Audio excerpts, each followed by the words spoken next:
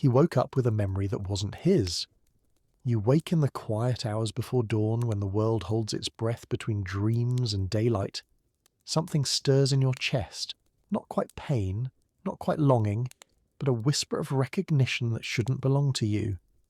The memory sits there like a photograph in a stranger's wallet, vivid and impossible. Perhaps it's the scent of rain on summer stones, or the echo of laughter from a childhood that wasn't yours. The feeling clings to your skin like morning mist, refusing to be explained away by logic or reason. You lie still, letting this foreign remembrance wash over you, wondering why your heart knows a story your mind has never lived. This is where your journey begins tonight. Not with answers, but with questions that taste like truth. Not with certainty, but with the courage to explore the landscapes that exist between sleeping and waking, between who you think you are and who you've always been beneath the surface of ordinary days. The darkness around you isn't empty. It's full of possibility, full of the parts of yourself you've forgotten how to see. Tonight, you'll remember that forgetting is sometimes the first step toward finding what was never truly lost. You'll discover that the memories that don't belong to you might be the ones that matter most. Close your eyes and let the strange familiarity guide you deeper. There's something waiting in the shadows of your consciousness, something that's been calling your name in a voice you almost recognize. Tonight, you'll finally turn toward that voice and see what it's been trying to show you all along. The memory comes back in fragments, like pieces of a mirror reflecting light from different angles. You're walking through a garden you've never seen, yet every path feels worn smooth by your footsteps. The roses here bloom in colours that don't exist in waking life, deep purples that pulse with their own light, silver-white petals that sing when the wind touches them. But it's not the impossible beauty that makes this memory feel so real. It's the weight of sorrow you carry as you walk these dream paths, a grief so profound it feels ancient, as if you've been mourning something lost before you were born. Your chest tightens with the familiar ache of missing someone whose face you can't quite recall. You've been running from this feeling for so long. In daylight hours, you busy yourself with tasks and noise, surrounding yourself with distractions that keep the deeper currents of your life at bay. But here, in this liminal space between dreams and remembering, there's nowhere to hide from what your heart has always known. The garden path leads to a fountain where the water flows upward instead of down, defying everything you thought you understood about the way things work. You approach slowly, drawn by the sound of liquid light dancing against stone. In the impossible water, you see reflections that don't match your face, glimpses of who you were before the world taught you to forget.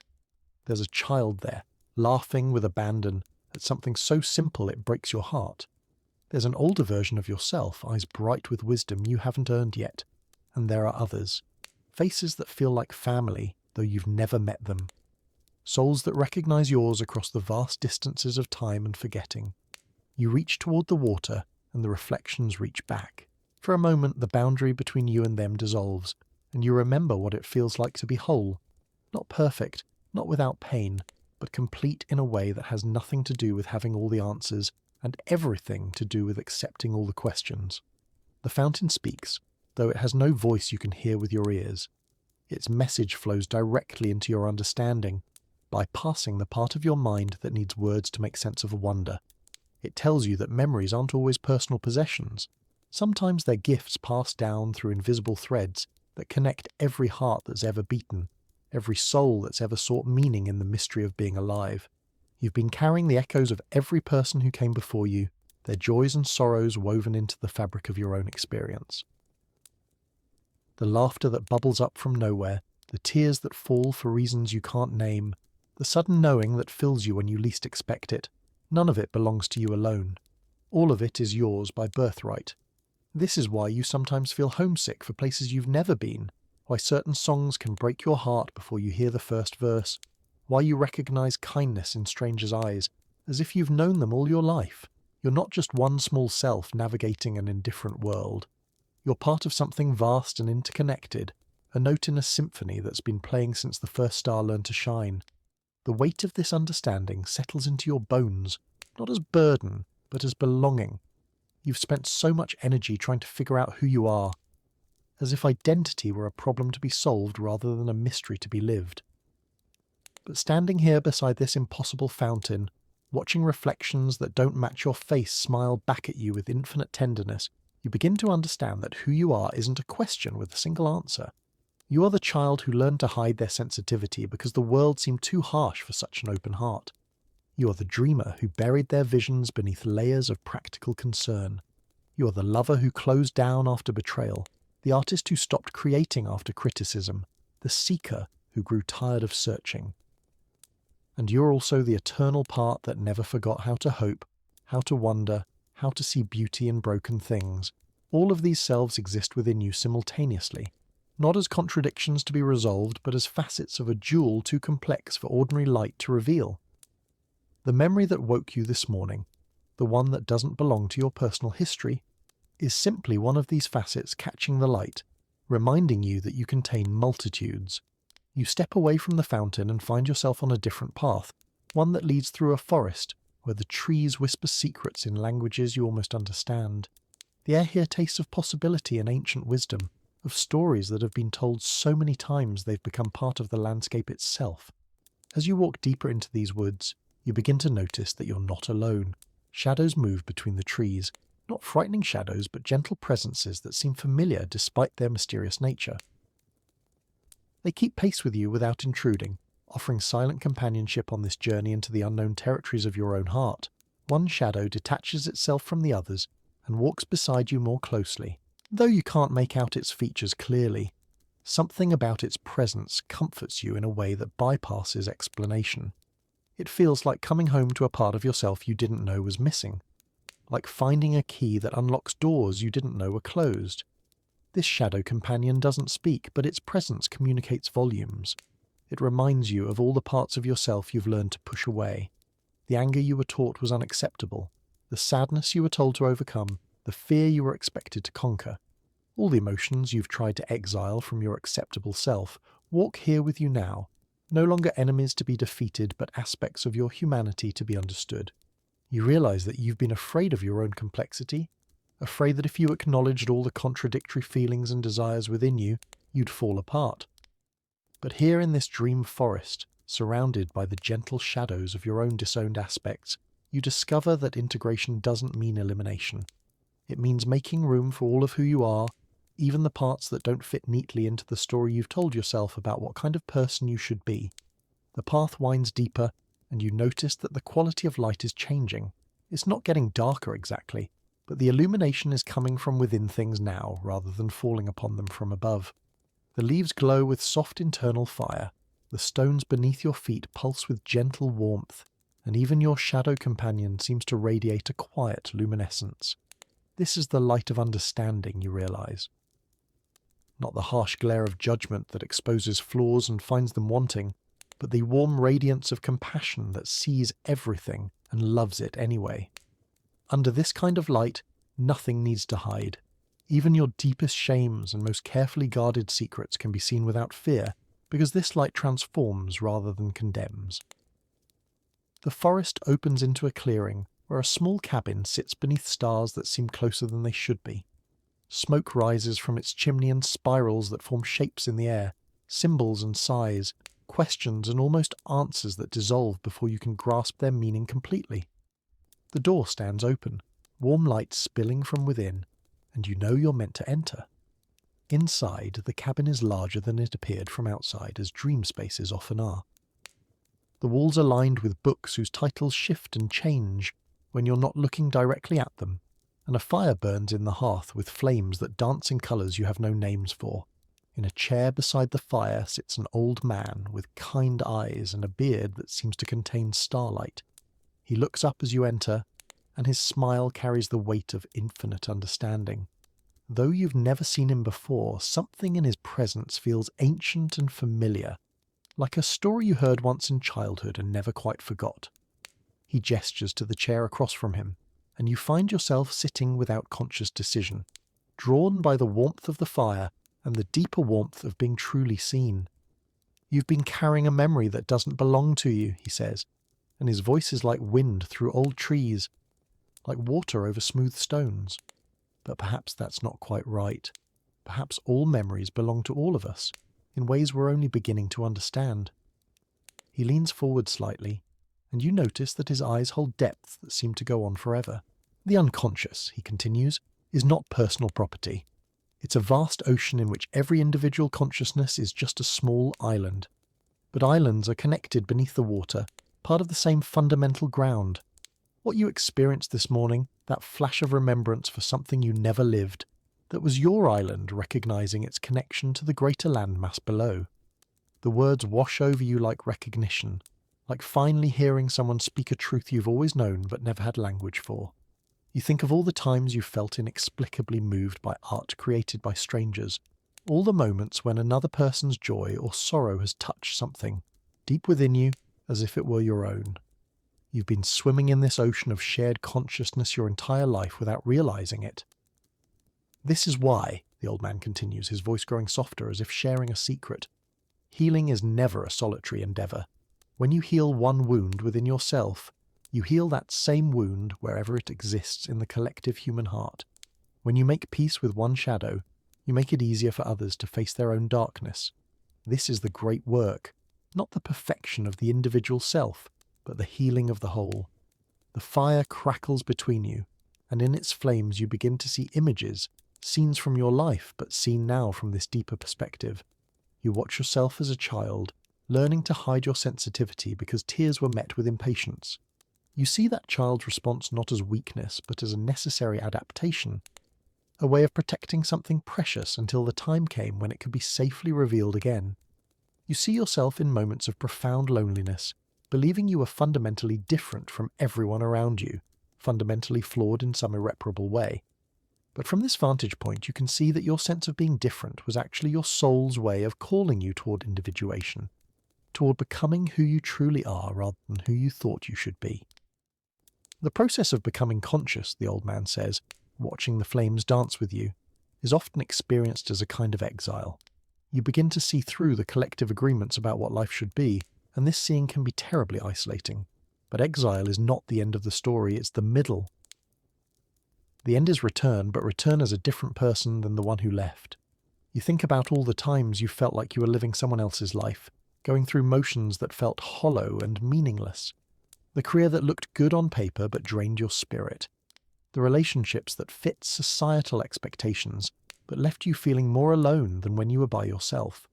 The version of yourself you performed for others while your true self watched from the wings, waiting for permission to step into the light.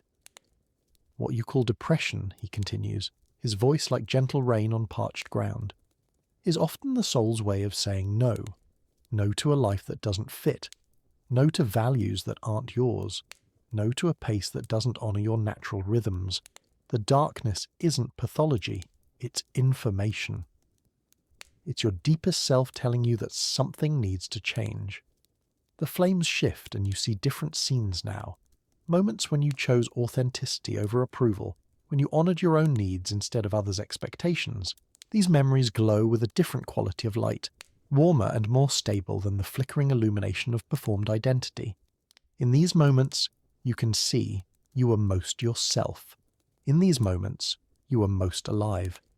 But becoming conscious, the old man warns gently, is not a destination. It's a way of traveling. Each day offers new opportunities to choose awareness over automaticity, presence over performance, truth over convenience.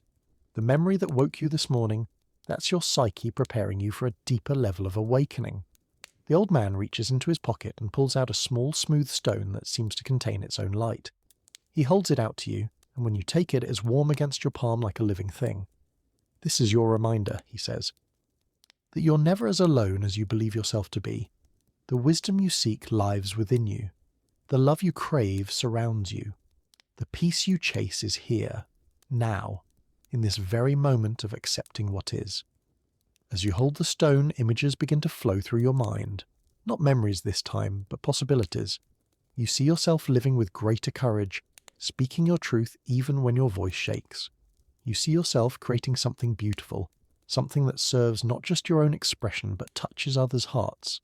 You see yourself in relationships characterized not by neediness or performance, but by genuine presence and mutual recognition.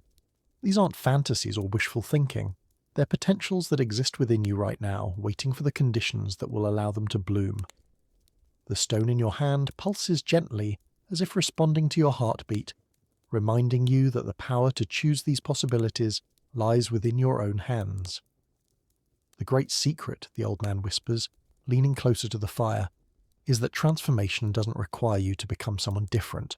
It requires you to stop pretending to be someone you're not. It requires you to peel away the layers of conditioning and expectation until you reach the essential self that has been there all along, patient and eternal, waiting for you to remember. You close your eyes and feel the truth of this statement resonate through every cell of your body. How much energy you've spent trying to improve yourself, fix yourself, make yourself into someone more acceptable to the world. How much suffering has come from the belief that you are fundamentally flawed rather than fundamentally whole. How much time you've lost chasing external validation instead of cultivating internal trust. When you open your eyes again, the old man is standing, and you realize that your time with him is drawing to a close.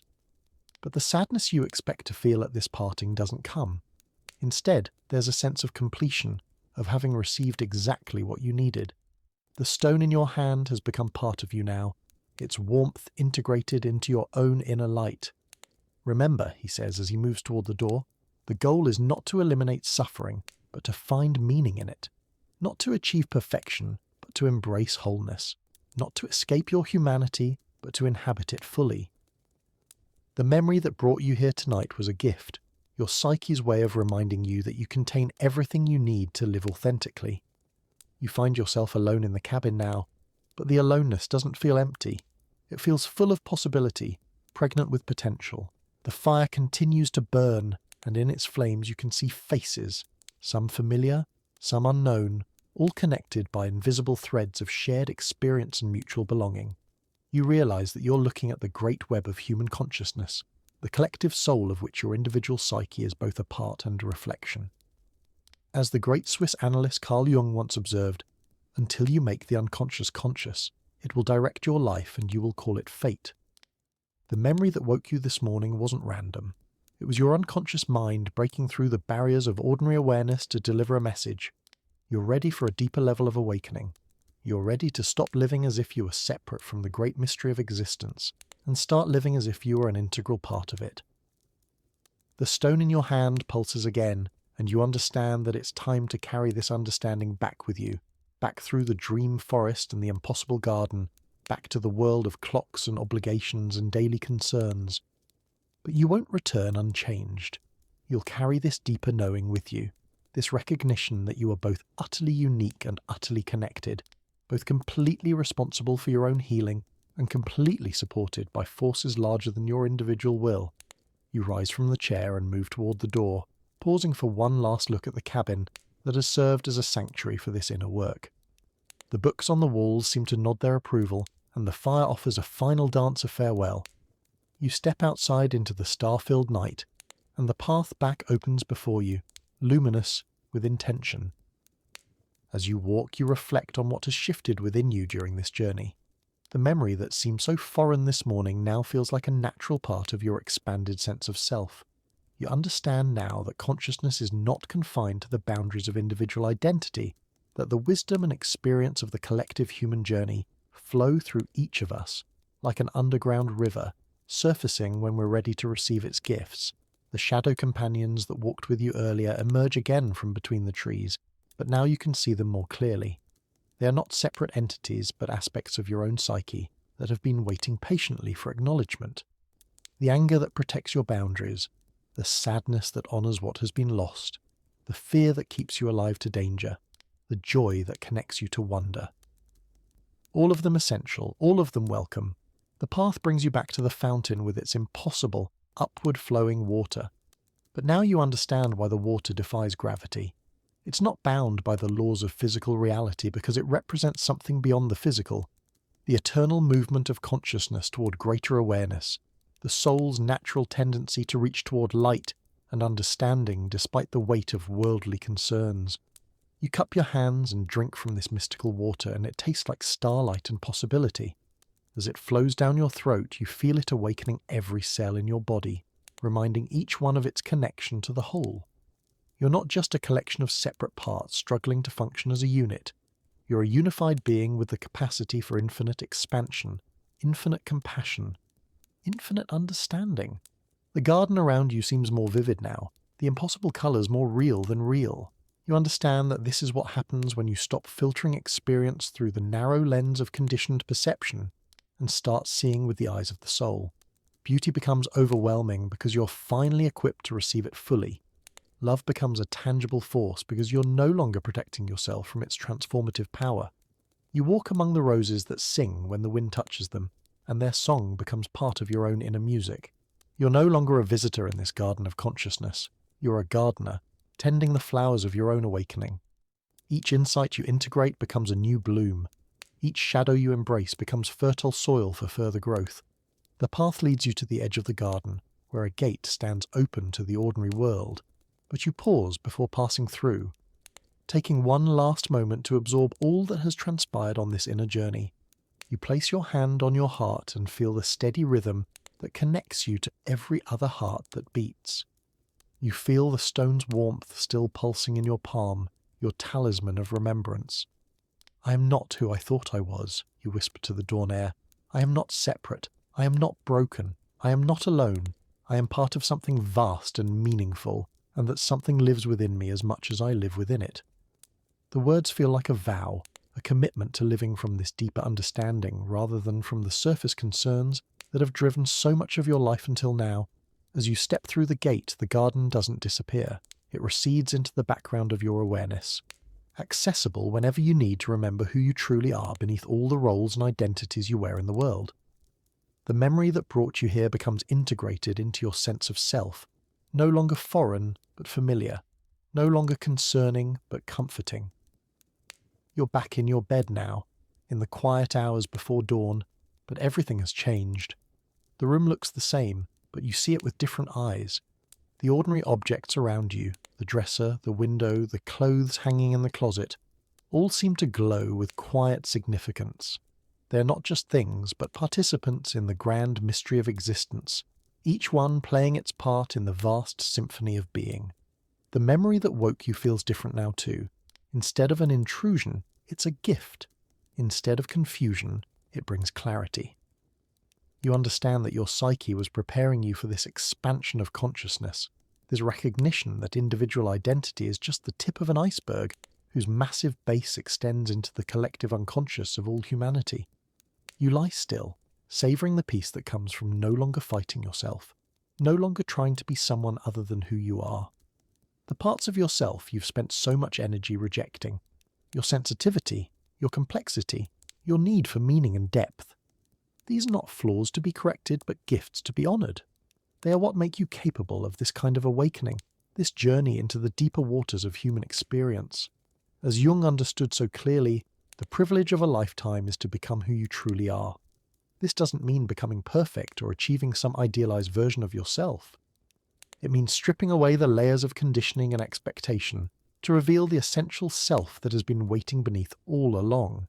It means learning to love what is rather than pining for what might be. The stone from your dream journey pulses once more in your awareness, and you know it will remain with you always. Not as a physical object, but as a felt sense of your own inner light, your own capacity for wisdom and compassion. Whenever you feel lost or alone or overwhelmed by the complexities of modern life, you can return to this feeling, this knowing that you are held by something larger than your individual concerns. Sleep begins to call you back, but it's a different kind of sleep now, not an escape from consciousness, but a deeper diving into it. As your eyelids grow heavy, you smile at the understanding that dreams and waking life are not separate realms, but different octaves of the same fundamental song. The work you've done in the garden of your psyche will continue in sleep, and the insights you've gained will weave themselves into your ordinary days. The last thing you're aware of before sleep takes you completely is gratitude, not for what you have or what you've achieved, but for what you are, for the magnificent complexity of human consciousness, for the privilege of participating in the great work of becoming conscious, for the mysterious gift of existence itself.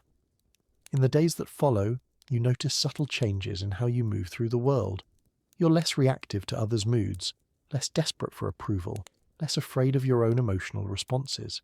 When difficult feelings arise, Instead of pushing them away or drowning them out with distraction, you find yourself able to sit with them, to listen to what they're trying to tell you about your needs and boundaries and authentic desires. You begin to see synchronicities everywhere, meaningful coincidences that feel like the universe winking at you, reminding you that you're part of a greater pattern than your ordinary mind can comprehend. A stranger mentions a book you've been thinking about reading. A job opportunity appears just as you're questioning your current path. A friend calls at exactly the moment you most need to hear a kind voice. These synchronicities aren't magic in the supernatural sense, you realize. They're the natural result of living in alignment with your deeper self. When you stop forcing life to conform to your limited vision of how things should be and start dancing with the natural flow of what wants to emerge, the universe begins to feel like a collaborator rather than an adversary. Your relationships begin to shift too. Some people seem to sense the change in you and respond with curiosity and openness. Others feel threatened by your increased authenticity and begin to pull away. Both responses are information you understand now. Both are part of the natural sorting that happens when someone commits to living more consciously. You find yourself drawn to different activities, different conversations, different ways of spending your time. The things that used to satisfy you, mindless entertainment, superficial socializing, the pursuit of status and acquisition, begin to feel hollow. Instead, you crave depth, meaning genuine connection with others who are also questioning the conventional wisdom about what makes a life worth living. There are difficult moments too, times when the old patterns reassert themselves, and you find yourself slipping back into familiar ways of avoiding your own depth. But even these moments are different now because you recognize them for what they are. Not failures, but opportunities to choose again, to recommit to the path of greater consciousness. Jung spoke of individuation as the central task of the second half of life, but you're beginning to understand that it's not really about age, it's about readiness. It's about the moment when the soul can no longer tolerate living at the surface and demands that you dive deeper, regardless of how old you are or what external circumstances you're facing. Weeks pass, and the memory that started this whole journey has integrated so completely into your sense of self that you barely remember feeling confused by it. It's simply part of your story now, part of the larger narrative of awakening that your life has become. You understand that all memories, in a sense, are both personal and transpersonal, both individual and collective. You carry the experiences of your ancestors in your body, their traumas and triumphs encoded in your cells. You carry the wisdom of every teacher who ever touched your life, every book that ever changed your perspective, every moment of beauty that ever stopped you in your tracks. None of this belongs to you alone, and all of it is yours by inheritance. This understanding brings tremendous compassion for the human condition. You see now that everyone is struggling with the same fundamental questions about meaning and belonging, even when they express that struggle in very different ways. The person who seeks meaning through accumulating wealth and the person who seeks it through spiritual practice are both responding to the same deep need to matter, to be part of something significant. Your work in the world begins to reflect this expanded perspective. Whether you're in a formal helping profession or simply living your daily life, you find yourself naturally creating space for others to be authentic, to express their struggles without judgment, to explore their own questions about meaning and purpose. You become a safe harbour for other souls who are navigating the sometimes turbulent waters of conscious living. This doesn't mean you've become endlessly patient or perpetually serene. You still experience the full range of human emotions, still face challenges and setbacks, still sometimes feel overwhelmed by the complexity of modern life. But your relationship to these experiences has changed. Instead of seeing them as evidence of your inadequacy, you see them as part of the human experience, part of what it means to be a conscious being in an unconscious world. The stone from your dream journey has become a metaphor for something you carry always, the felt sense of your own inner authority, your own capacity to navigate life's mysteries without needing external validation at every turn. When faced with difficult decisions, you've learned to consult this inner compass rather than looking outside yourself for answers that only you can provide. Sometimes, in quiet moments, you return to that imaginary cabin with the wise old man by the fire. You sit with him in meditation or contemplation, sharing the challenges you're facing and listening for the wisdom that emerges from deep within your own psyche. You've come to understand that he was never separate from you, He is the archetype of the wise elder that lives within every human psyche, waiting to be consulted when we're ready to move beyond the limitations of purely rational problem-solving. As seasons change, you notice that your relationship to time has shifted as well. You're less driven by urgency, less anxious about the future, less regretful about the past. You've begun to inhabit the present moment more fully, not because you've achieved some state of enlightenment, but because you've stopped fighting the natural flow of experience. You allow joy when it comes, sadness when it arrives, anger when it's appropriate, fear when it serves protection. This emotional fluidity has brought an unexpected peace. You're no longer exhausted by the effort of maintaining a consistent persona, no longer depleted by the energy it takes to suppress inconvenient feelings. Instead, you flow with the natural rhythms of human experience, trusting that emotions are information rather than problems to be solved. Your creative expression has also transformed. Whether you write or paint or garden or cook, whatever medium calls to you, your creations now carry a different quality. More authentic, more vulnerable, more connected to something larger than personal ambition. You create not to impress or achieve, but to participate in the great conversation between human consciousness and the mystery of existence. People begin to notice something different about your presence. They can't always name what it is, but they find themselves more relaxed around you, more willing to be honest about their own struggles and uncertainties. You've become a mirror that reflects back their own capacity for depth and authenticity, rather than their need to perform or impress. This shift in how others relate to you brings its own challenges. Some people project onto you expectations of constant wisdom or perpetual peace. Others test your boundaries, unconsciously probing to see if your newfound authenticity is real or just another performance. You learn to navigate these projections with patience and clarity, neither rejecting them harshly nor taking them on as your responsibility. Jung wrote extensively about the collective shadow, the aspects of human nature that societies suppress or deny. As you become more conscious of your own shadow aspects, you also become more aware of the collective shadows operating in your culture. You see through the myths of constant progress, endless growth, and individual achievement that have shaped so much of modern life. This seeing can be uncomfortable, even overwhelming at times. It's not easy to recognize how much of what you've been taught to value is ultimately hollow, how much of what passes for normal is actually neurotic. But this discomfort is part of the price of consciousness. As you wake up to deeper truths, you can no longer participate unconsciously in collective delusions. The anniversary of that first strange memory arrives without fanfare. You mark it quietly, privately, with gratitude for the journey it initiated. You've travelled so far from where you were a year ago, not in terms of external circumstances, which may be largely unchanged, but in terms of inner development. You inhabit your life more fully now, with less resistance and more acceptance, less fear and more curiosity. You think about the person you were before this awakening began, well-meaning but unconscious, trying so hard to be good without really understanding what goodness meant, seeking happiness without recognizing that the search itself was part of the problem. You feel tremendous compassion for that earlier version of yourself, understanding now that every step of the journey was necessary, every mistake a teacher, every confusion a doorway to greater clarity. The old man from your dream journey appears in your meditation, as he often does when you need reminding of deeper truths. The work is never finished, he says with his gentle smile, but it is always complete. Each moment of consciousness is both a destination and a departure point. Each insight opens new questions. Each answer reveals new mysteries. You nod, understanding now that this is not discouraging but liberating. You're not trying to arrive at some final state of enlightenment or achievement. You're simply learning to dance with the eternal process of becoming, to find joy in the journey rather than fixating on imaginary destinations. The stone of inner knowing pulses with warmth, reminding you that everything you need for this dance already lives within you. Not as potential to be actualized, but as reality to be recognized. Not as something to be earned, but as something to be remembered. You are already whole. You are already connected.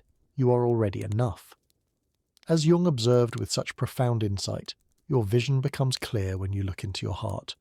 Who looks outside dreams. Who looks inside awakens. The memory that began this journey was your psyche's way of calling you to look inside, to stop dreaming the dreams that others had dreamed for you, and start awakening to the dream that was uniquely your own. That dream isn't finished.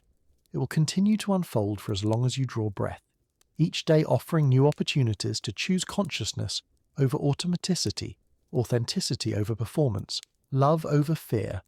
The memory that woke you that morning was not an ending but a beginning, the first chapter in a story that will continue to write itself as long as you remain open to its unfolding. Tonight, as you prepare for sleep, you place your hand on your heart and feel the steady rhythm that connects you to every other beating heart.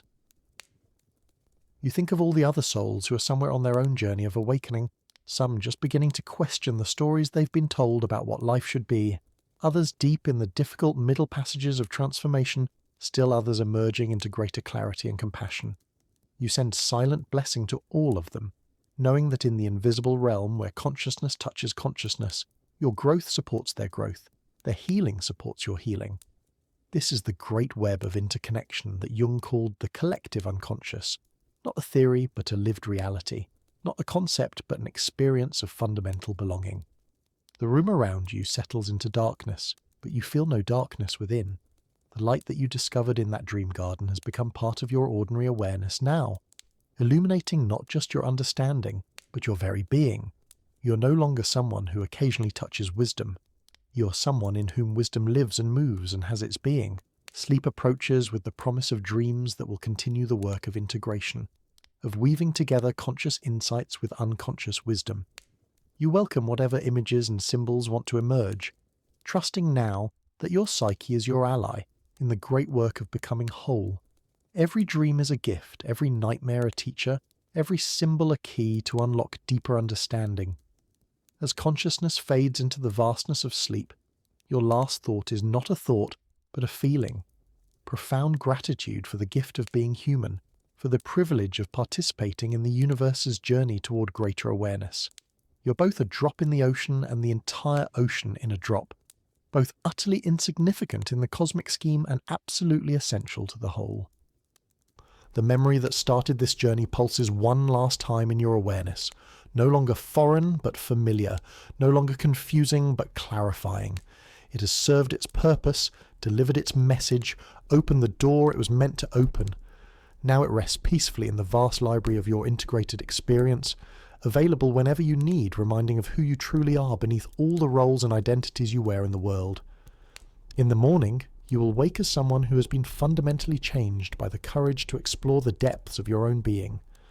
You will carry this transformation into every interaction, every decision, every moment of choice between consciousness and automaticity.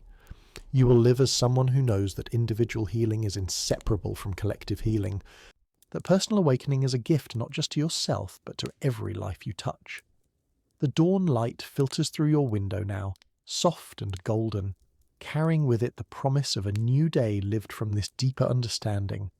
But you're not quite ready to return to the world of clocks and schedules. You linger in this liminal space between sleeping and waking, savouring the peace that comes from no longer being at war with yourself. In this quiet moment, you understand that the work of consciousness is not about achieving some perfect state of enlightenment. It's about learning to be present to what is, moment by moment, breath by breath. It's about developing the capacity to meet life's challenges from a place of inner stability rather than reactive fear. It's about discovering that you can feel deeply without being overwhelmed, care profoundly without being destroyed by caring. The memory that began this journey has become a teacher now, reminding you that consciousness is not confined to the boundaries of individual identity. Every insight that emerges in your awareness belongs not just to you, but to the collective human journey toward greater understanding.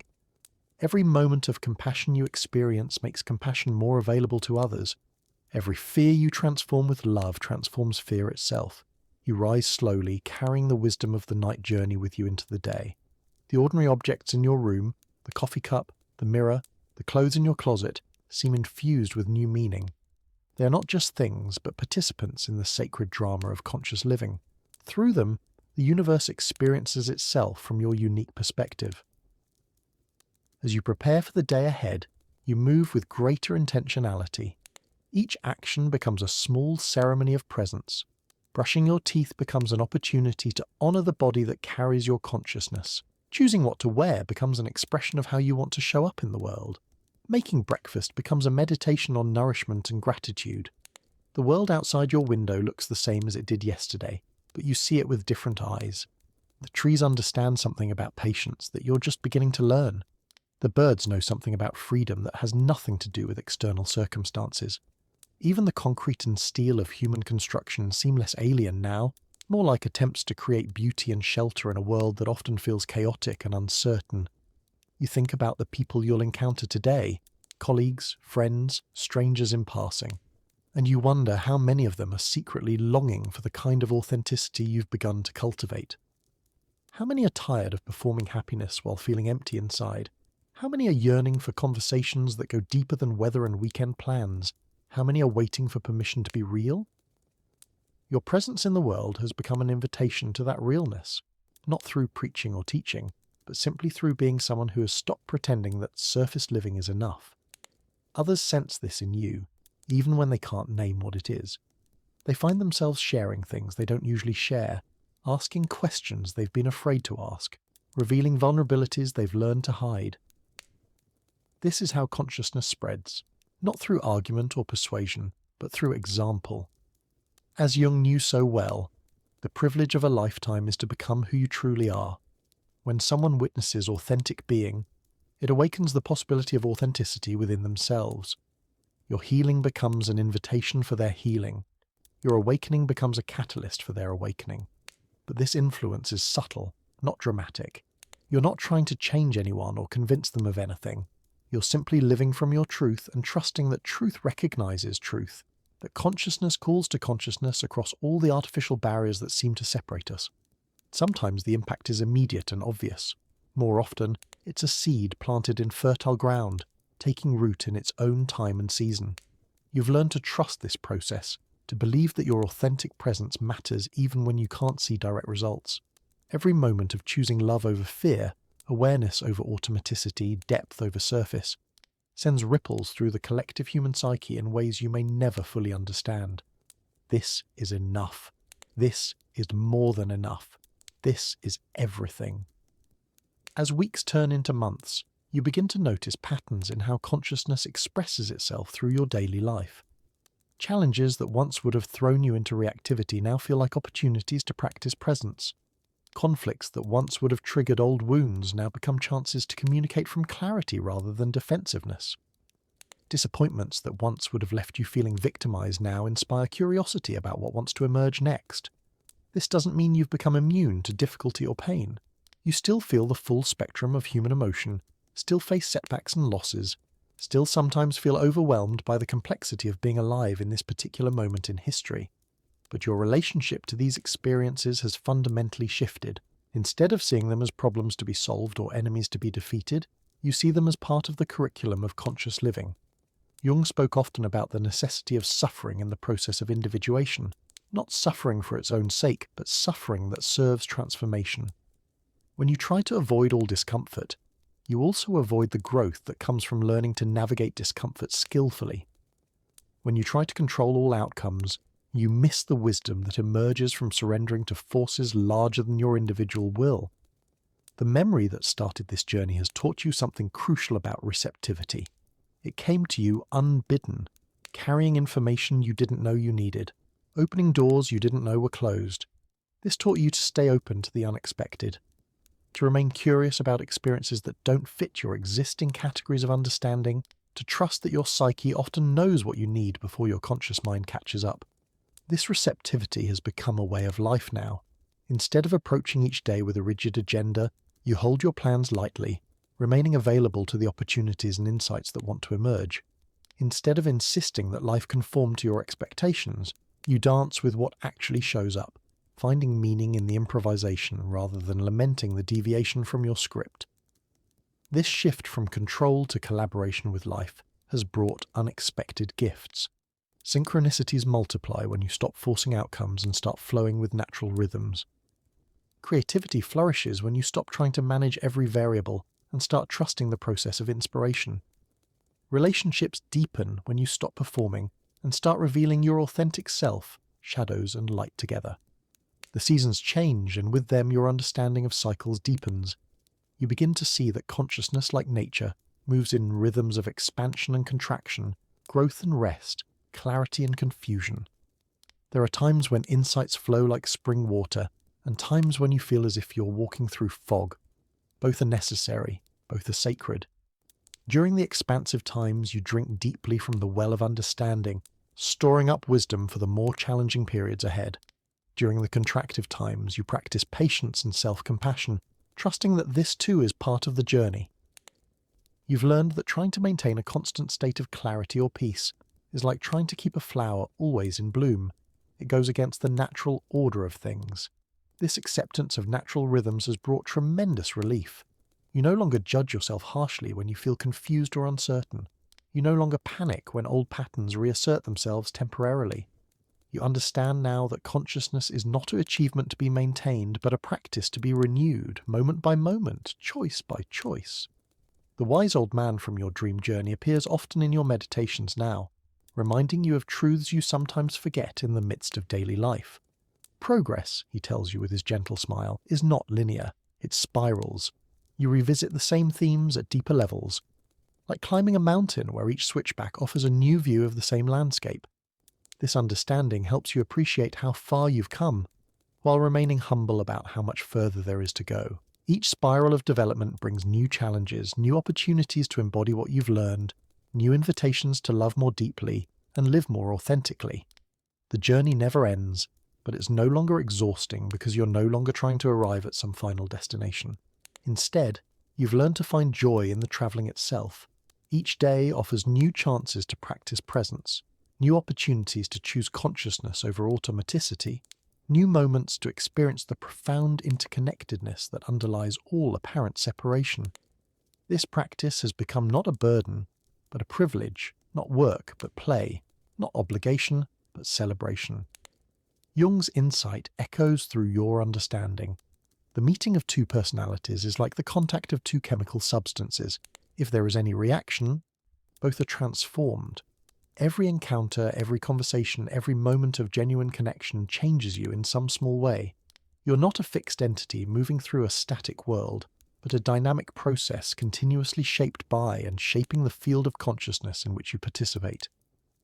Years pass, though time feels different now, less linear, more cyclical, marked not by external achievements, but by internal milestones of understanding and integration. The memory that started this journey has become mythic in your personal story, a tale you sometimes share with others who are struggling with their own mysterious experiences that don't fit conventional categories of understanding. You've learned to speak this language of the soul with others who are ready to hear it. Not everyone is, and that's perfectly fine. Some people are called to explore the depths of consciousness, while others serve life in different ways. There's no hierarchy in this, no judgment about who is more evolved or enlightened. There are simply different paths up the same mountain, different ways of participating in the great work of human becoming. When you do encounter someone who is ready for these deeper conversations, the recognition is mutual and immediate. There's a quality of listening that goes beyond words, a way of being present that honors the sacred dimension of human experience. These meetings are gifts, reminders that you're not alone in your commitment to living consciously, confirmation that the work you're doing in the privacy of your own inner world is part of a larger movement toward collective awakening.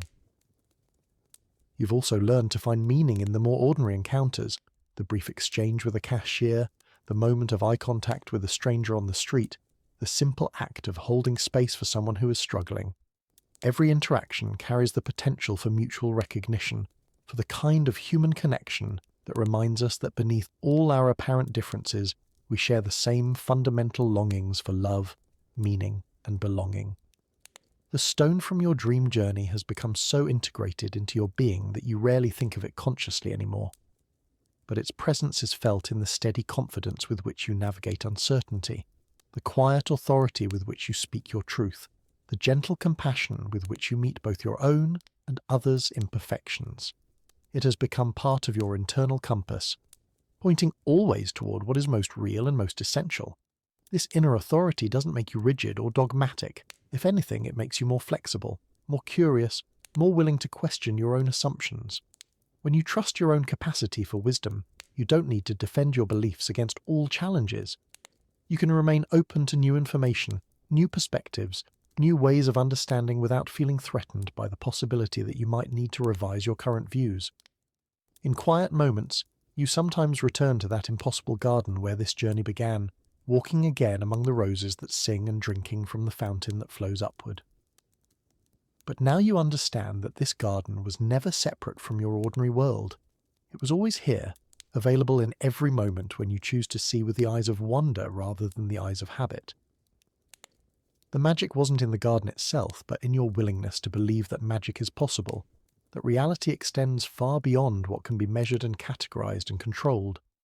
When you opened yourself to mystery, mystery responded by revealing itself everywhere, in the way light falls across your kitchen table, in the unexpected kindness of a stranger, in the perfect timing of events that seem coincidental, but feel somehow arranged by forces beyond your understanding.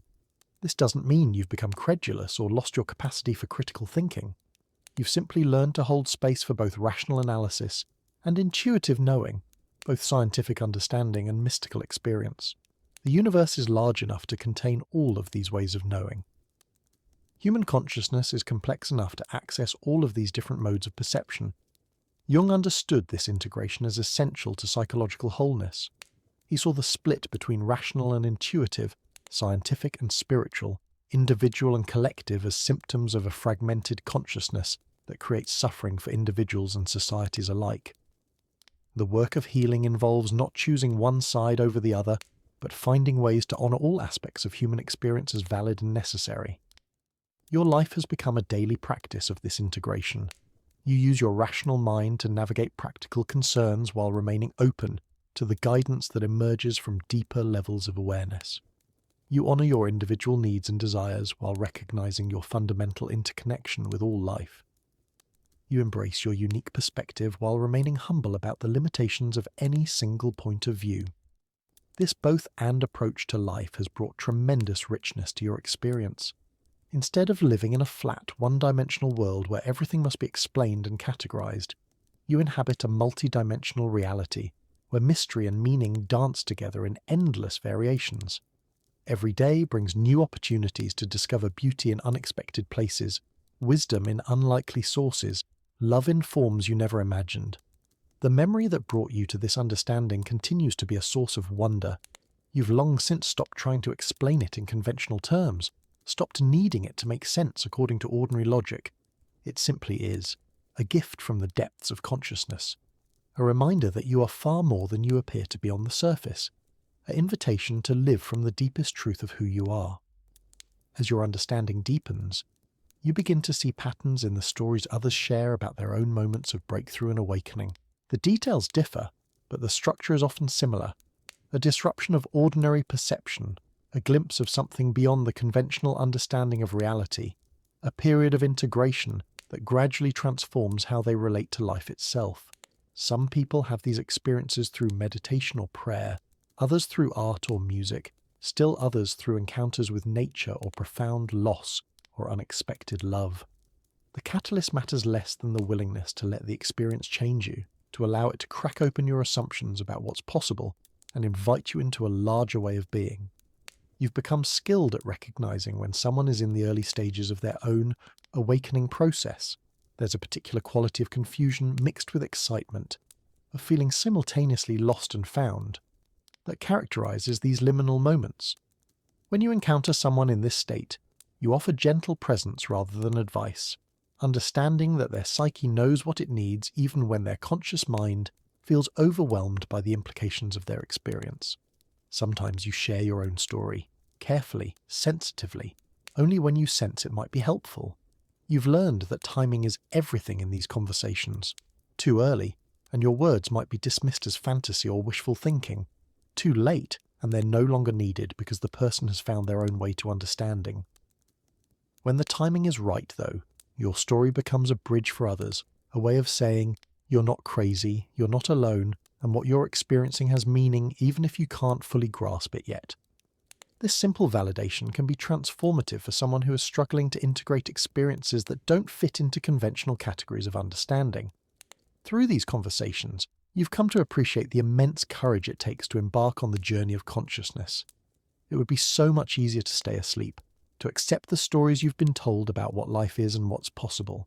It takes tremendous bravery to question these stories, to explore the territories beyond the mapped and known, to risk everything you thought you understood about yourself and reality. But the cost of staying asleep has become too high for more and more people. The old answers no longer satisfy. The old ways of living no longer feel sustainable. The old stories about meaning and purpose no longer ring true. Something is calling humanity toward a deeper way of being, and individuals are responding to that call in countless different ways. You recognize now that your own journey is part of this larger awakening. The memory that seemed so personal, so individual, was actually a manifestation of something collective, the stirring of consciousness itself, seeking expression through willing vessels like yourself. You are not separate from this movement, but an integral part of it, both shaped by it and helping to shape it through your own growth and transformation. This recognition brings both humility and empowerment. Humility because you understand that what's happening through you is larger than your individual will or effort. Empowerment because you realize that your participation matters, that your willingness to engage with the depths of consciousness contributes to something infinitely valuable and necessary. Jung saw this clearly when he wrote, "The individual has always been the carrier of the historical process, and it is he alone who can push it forward or hold it back. Your individual awakening is never just personal. It's always also transpersonal, contributing to the evolution of consciousness itself. Every shadow you integrate, every wound you heal, every moment of authentic presence you bring to life advances the great work of human becoming. This understanding has given profound meaning to even the most difficult aspects of your journey. The periods of confusion and struggle weren't obstacles to your growth, but essential parts of it. The pain you faced and transformed has become medicine, not just for yourself, but for others who are facing similar challenges. Your willingness to feel deeply and heal thoroughly has expanded the capacity for healing in the collective human psyche. You think often of future generations, of the world you're helping to create through your commitment to consciousness. Every moment of choosing love over fear, truth over convenience, authenticity over performance is a gift to children not yet born, to souls not yet incarnated who will inherit the consequences of the choices being made today. This long view has given your life a sense of purpose that transcends personal satisfaction or achievement.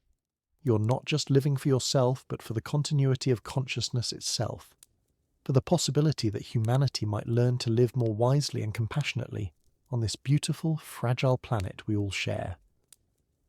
The memory that started this journey pulses one final time in your awareness, not as something foreign or mysterious, but as pure recognition, pure belonging.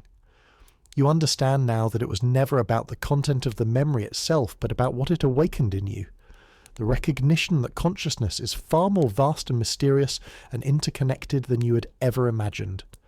As dawn breaks on another day, you rise with gratitude for the privilege of being human, for the opportunity to participate in the great adventure of awareness, seeking to know itself through countless individual expressions. You're one note in an infinite symphony, one wave in an eternal ocean, one star in an endless galaxy of consciousness exploring its own depths and possibilities. The work continues, as it always has and always will. Each moment offers new choices between consciousness and automaticity, new opportunities to embody what you've learned, new invitations to love more deeply and live more authentically. You meet these opportunities with enthusiasm tempered by patience, knowing that growth happens in its own time and season. Your life has become a walking meditation, a lived prayer, a continuous offering to the mystery that brought you into being and sustains you, breath by breath. You move through your days with reverence for the sacred dimension that underlies all apparent ordinariness, with appreciation for the profound gift of existence itself. The memory that began this journey has fulfilled its purpose completely. It opened a door that can never be closed, awakened an understanding that can never be forgotten, initiated a process of transformation that will continue for as long as consciousness flows through the vessel of your being. And in the vast web of interconnection that links every awakening soul, your journey supports countless others who are finding their own way to the same fundamental recognition. That love is the ground of being, that consciousness is the fabric of reality, that we are all facets of the same infinite jewel learning to see itself through eyes of wonder and compassion. The healing night journey continues, not just for you, but for everyone who chooses to turn toward their own depths rather than away from them, everyone who dares to believe that individual transformation is inseparable from collective healing, everyone who commits to the sacred work of becoming fully human in service to life itself. In this understanding you rest, in this purpose you find peace, in this belonging you discover home, not as a place you must reach but as the truth of what you are and have always been, from the first moment consciousness stirred within you until this very breath and beyond into whatever new forms of awareness await. The memory sleeps now, integrated completely into your lived experience of wholeness, but its gift echoes eternally through every choice you make to live from depth rather than surface, from love rather than fear, from unity rather than separation. This is the great remembering that changes everything while changing nothing, that transforms the world by transforming how we see it, that heals humanity one conscious moment at a time. And so the journey continues, infinite and eternal, as consciousness explores itself through every willing heart, every open mind, every soul brave enough to say yes to the mystery of becoming fully alive.